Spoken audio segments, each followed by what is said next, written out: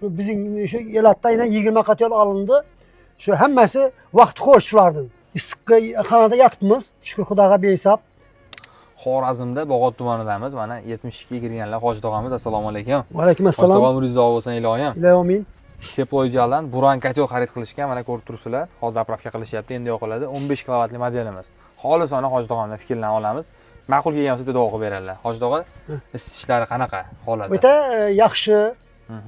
Yine 7-8 ming tochkani qizdirib turibdi.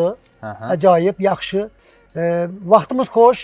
İstiqqa kanada yatibmiz. Şükür Xudoga behesab. Bularga rahmat. Qatyolga hammalaringiz shu qatyoldan tavsiya etinglar. Yaxshi chiqdi. Şu bizim şu Elat'ta yine 20 qatyol alındı. Şu hammasi vaqti xo'sh shulardan hozircha. Yaxshi chiqqanligi uchun ne? Quvonib turiblar endi yaxshilik nesinden şu hamma shunga tavsiya etaman shu qatyolda olishga. Ana bizim şu açık tavsiyemiz şu nega ahaliga şu alacaklarga ana bizim tavsiyemiz şu. Amin esa.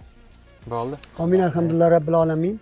Allah Teala sizlarga uzoq umr, keng davlatli, baxtli, saodatli, ibg'onli, iymonli, e'tiqodli, martabali bo'lib yurgaysizlar.